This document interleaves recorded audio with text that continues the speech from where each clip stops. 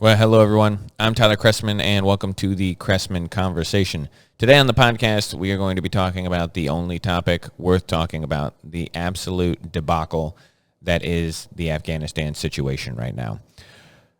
And I want to start by laying blame squarely where it deserves to be laid, which is at Joe Biden's feet. This is Joe Biden's fault, 100%. Anyone you've heard on the news or in writing, reading any of these pieces that mentions Trump's name as though he were somehow responsible for any bit of this, that person is either ignorant or a liar. This is not Donald Trump's fault. This has nothing to do with him. Joe Biden came out in his speech and mentioned Trump's name a few times. This is Joe Biden's fault. This is his blunder. This is his disaster. And this is terrible, not only for America, but for the entire world. My libertarian friends out there and I have always disagreed on this topic because the libertarian view, that old Ron Paul style isolationism, I do not believe works in a modern context. And this has always been my biggest disagreement with the Libertarian Party, who I have a lot of strong libertarian feelings. But this is one where we disagree. I do not believe in isolationism. I do not believe in ending the quote-unquote forever wars that libertarians talk about. I do not think the United States should have ever left Afghanistan. I think we should be there in perpetuity for the rest of forever. And why do I say this? It is because when you look around the world, where American troops go, freedom follows. Places are better because America is there, and in our absence, bad things happen. We have troops in Germany. We have troops in South Korea. We have troops in Japan. We have troops in over 100 countries around the world. Those countries are safer than countries that do not have American troops. Would you have rather lived in West Germany or East Germany? Would you rather live in South Korea or North Korea? I do not believe that the United States pulling back from the world is good for the world. I think that our values, our morals, and the way that our soldiers act are beneficial for the world, and we can export that other places. I do not believe Afghanistan was ever going to be a Western democracy. But the failure of what happened in Afghanistan is actually just a failure to explain adequately to the American people what we were doing there. You listen to these people talk about we need to end forever wars. This is not an accurate statement. The truth is we were not in war in Afghanistan. We haven't been in war in Afghanistan for 10 years. We are not losing American troops in Afghanistan. We hadn't lost an American troop in 18 months. There had been 18 months without an American combat casualty in Afghanistan prior to the drawdown here. And what we were doing there was not nation building. It was obviously not true that we were trying to shore up a government. We were not trying to let the Afghanistan people democratize themselves. That's really not the goal of Afghanistan. We had a government in place. People there had more freedom than they did under the Taliban, and that was a good thing. But our goal there was just to keep a lid on a bad situation. That's it. Plain and simple. There was nothing else we were doing there. Ignore the nation building. We weren't fighting. We weren't actively fighting the Taliban. We haven't been, again, at war. The amount of casualties, not KIA, not killed in action, but casualties, which includes people who are wounded, for entire years was about 20. All right? That's not a war, people. If you're having 20 people shot a year, that's not great. You never want to see an American serviceman get hurt. But that's not a war. You're not having a war at that point. You're just keeping a lid on the bad situation. That's all we were doing. That should be the goal, and we should have kept doing it. Let's do just a brief bit of history here. Why is this important? Why do I care about this? Well, the United States funded the Mujahideen in the 60s and 70s when they were fighting the Soviet Union. We fought a proxy war in Afghanistan. We funded a bunch of people who were fighting our enemies, the Soviet Union. And after that war ended and the Soviets pulled out of Afghanistan, well, it turned out that the people that we were giving money to they were our enemies too. And that wound up coming back on us. And so we gave money to people like Osama bin Laden. He didn't get a lot of U.S. money directly, but he got some. And Osama bin Laden went around to countries, Saudi Arabia and Sudan, and he formed a terrorist network, which they called the Golden Pathway. And the Golden Pathway was a way that they were able to accumulate a large amount of money. Afghanistan, after Osama bin Laden was expelled from Sudan, he went back to Afghanistan, and that's where Al-Qaeda formed a bunch of terrorist training camps. And between 1996 and 1999, Osama bin Laden trained roughly 20,000 people who went on to fight for Al-Qaeda and go all over the world and recruit soldiers. He trained 20,000 people in the borders of Afghanistan under the umbrella protection of the Taliban. Who was included in this list? The people who got on planes on 9/11 and flew into the buildings in the United States and killed a lot of Americans. So what is our business in Afghanistan? How about making sure that that doesn't happen again? If you think that the Taliban taking control of a country isn't going to lead to a rise in Islamic terror attacks throughout the world, you are naive. That is exactly what is going to happen. Isolationism doesn't work because we are a 14-hour plane ride away from anywhere in the world. And we're not fighting wars. This isn't World War II.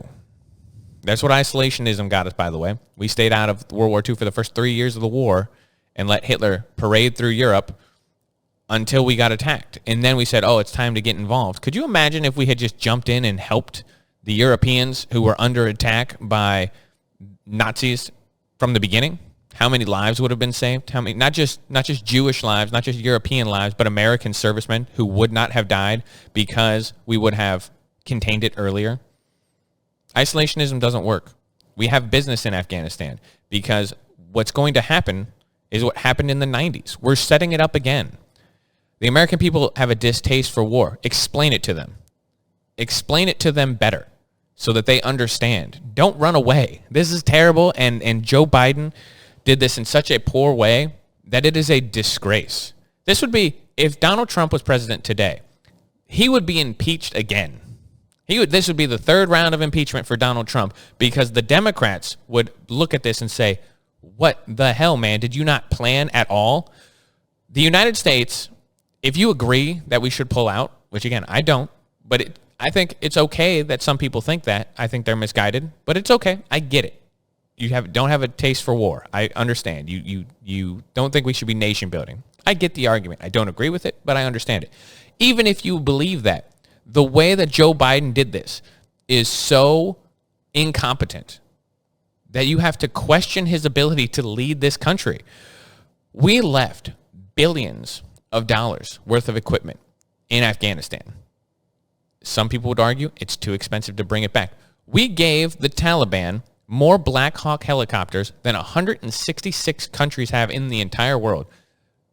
They have more helicopters than 166 other nations. They have a fully functioning Air Force base in Bagram, where we used to send bombers out of Bagram Air Force Base to support our ground troops. They have airstrips. They have a base that we left them. They have the presidential palace because it took less than a week for the Taliban to overrun the entire country. They have a United States embassy. Cost us $700 million to build that embassy. They took it over. Like the fall of Saigon, the exact thing that Joe Biden said it was never going to happen, we had helicopters taking off, evacuating personnel off of an embassy, being overrun by militants. That's an embarrassment to America. That's Joe Biden's fault. Qasem Soleimani, one of the top, the highest ranking officials in Iran, attacked America, and Donald Trump shot a rocket up his ass within 4 days.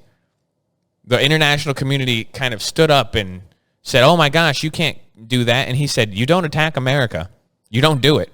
Do you think for 1 second that Donald Trump would have been able to sit by and watch an American embassy fall to the Taliban? that he wouldn't have just said, no, we're going in, we're doing this. There's no way that would not have happened. Joe Biden slank away and hit up at Camp David. He's had one event in the past 7 days because he can't face the media. And when he did, he took no questions. He tried to obfuscate whose fault this was. He tried to blame Donald Trump and said, well, Donald Trump signed an agreement. We had to leave. No, you don't. You're the president. Do what you think is right. Don't blame other people. Take responsibility. Kamala Harris hasn't had an event going on in 8 days. No public appearances in 8 days. She's embarrassed to show her face because she knows being associated with this amount of incompetence means that she'll never be elected again ever. We let our allies in the Middle East, these men and women who worked for the United States as interpreters or on the base or government officials or who volunteered to be Afghani police, we left them behind to be murdered. They are being dragged out of their houses. Their heads are being cut off. Their bodies are being hung in the streets. We left them to die, these people who helped us. And that's Joe Biden's fault. Nobody else is to blame. The incompetence that this administration has shown on this pullout is mind-boggling. And it's disheartening. And it's embarrassing for the United States to be associated with this. The international community came up, and even our NATO allies. We left NATO personnel in Afghanistan. They have not been evacuated still. And our allies in NATO, the closest allies we have in the world, they came out and have condemned the United States for this. Even the people who are our closest allies in the world do not understand what Joe Biden did and why it had to be done this way. Let's say you need to leave Afghanistan. Let's say that you think it's for the best. Do you not believe that maybe doing it a little slower than everyone disappearing in the middle of the night would have been a better course of action? That making sure that the $100 million drone that the United States has gets on a plane as well or gets destroyed so that we don't give it to our enemies? You can't take the helicopters. Okay, fine. Blow them up. Don't leave the base for our enemies. When Napoleon advanced into Russia, how did the Russians beat him? They salted the earth. You don't give your enemies supplies. You don't supply your enemies. The Taliban is our enemies. They are 14th century barbaric theocrats who want to treat women as chattel. They want to kill people for apostasy and homosexuality. They want to live under Sharia law. And for those people who don't understand what that means, it's not great. It's not great. The amount of people who are going to be stoned to death, beheaded in the streets, that's the United States. That's our fault that we are allowing this to happen. When I said I think the United States should be interventionist, it's for things like this. I think it's a moral failing on the world that we had a Bosnia genocide. We could have done something about that. Do you think the United States couldn't have beat Serbia in a war? The United States couldn't have shown up and just said, you're not allowed to just massacre hundreds of thousands of people. You think Rwanda was okay? Why? Why the Hutus and the Tutsis are having a conflict? We'll let it just stay there. No, that's a moral failing on the world. And the United States has the ability to do something about it, and we didn't. This is something we had the ability to do. We could have contained this. We could have kept the Taliban at bay. There could be little girls right now in Afghanistan going to school today because the United States just stayed there. And you're saying, oh, well, it's expensive. Who cares? We're doing good work in the world. If you want to cut money, you want to cut spending, we don't need to cut it from the American military budget. We cut it from the jobs contractors. Yeah, cut it from the weapons contractors. Cut it from these people who have gotten rich selling the United States things that we don't need, but not from our troops, not from our bases around the world. That's the actual point of the military. We were not fighting a forever war. Americans were not dying in Afghanistan. All we were doing was allowing peace to flourish for a little bit, or at least the illusion of peace. The civil war in Afghanistan was intensifying. You were seeing more Taliban and government officials fighting, that's fine. Okay. They were fighting. They were having a war. Americans weren't dying. And the Taliban and the Afghani forces are allowed to fight themselves. They can do that. Why does that matter? People are saying that the fighting was intensifying, not for Americans. The Taliban were not attacking us. We had a quasi-peace deal with the Taliban in place. Basically, we're not going to target you. Don't you try and take over this country, and don't you dare kill an American. That's been working for 18 months. 18 months that's been on place. It is just an embarrassing failure of this administration.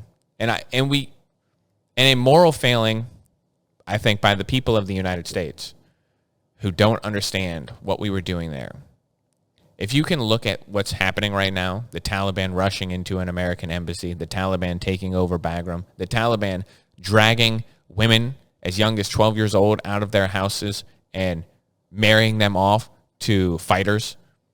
12-year-old girls pulled out of their houses and married off to men who want to wage jihad on the rest of the world, sold into sex slavery. That wasn't happening 3 months ago. That wasn't happening in Afghanistan. 3 months ago, the Taliban weren't able to go door to door and murder interpreters who were working for the United States, people who were helping us in an attempt to try and get into this country, because that's how much America means to the rest of the world, or it used to. People would risk their lives for a chance to come here. This has been a really rough week for the United States. Our administration, the executive branch, is in hiding. They asked Jen Psaki the other day what other world leaders thought of what Joe Biden had done, what America had done. And she said, oh, Joe Biden hasn't talked to any other world leaders. Do you realize how,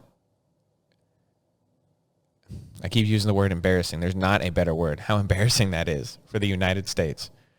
That world leaders didn't even bother to pick up the phone and talk to Joe Biden about what's going on.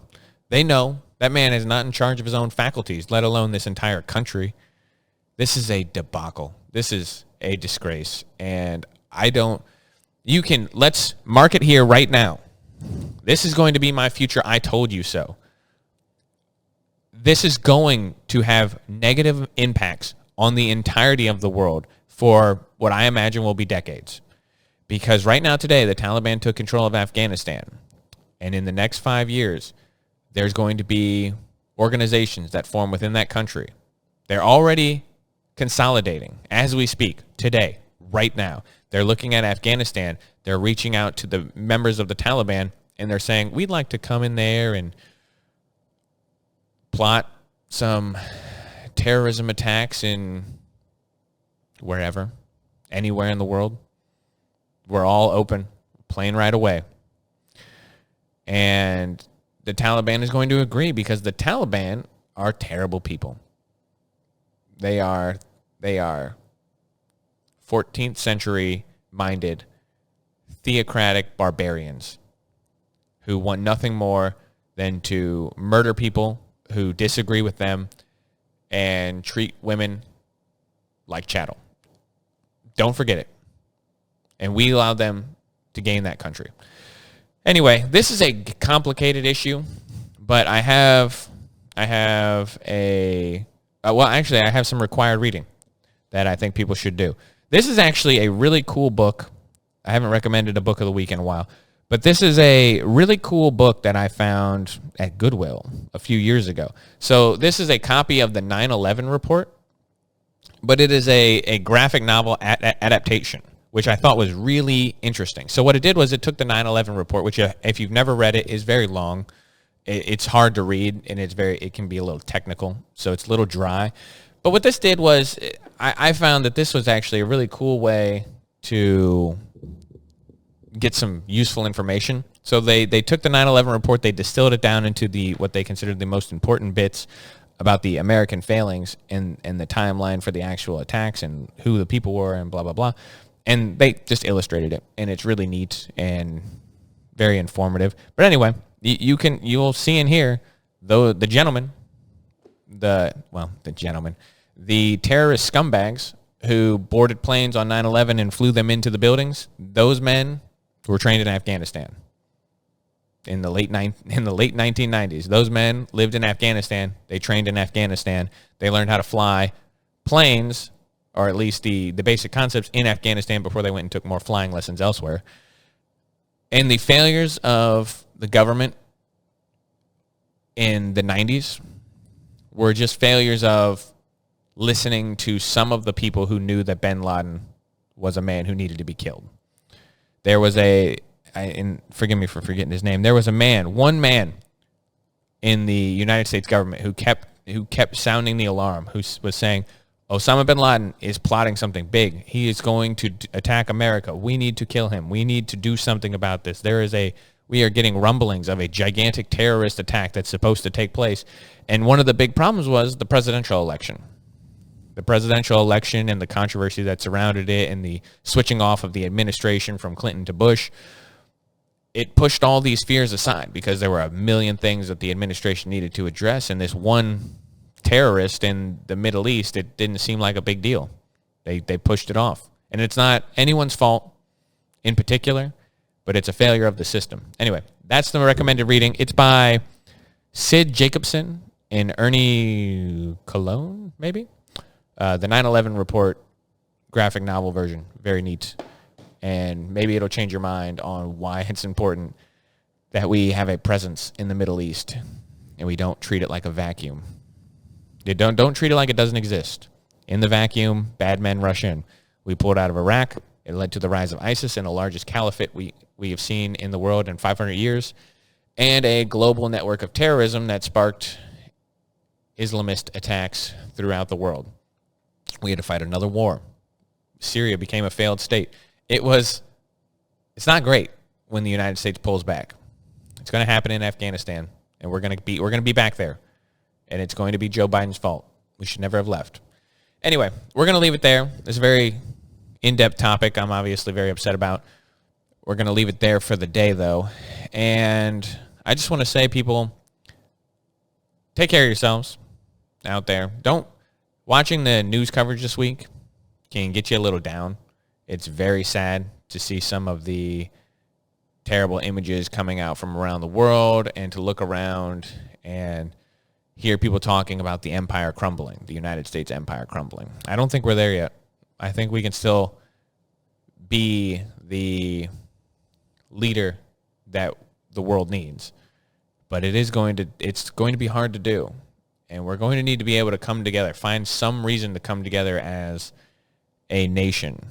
I actually think this topic might be one of the ones that can do it, because Democrats seem just as upset about Republicans, and even your isolationists, your neocons and your isolationists are as upset about the pullout as each other. You have progressives who are worried about the humanitarian crisis. You have Democrats. I think everyone in the world is this might be a thing that unites America briefly, and how much every single person hates what just happened in Afghanistan.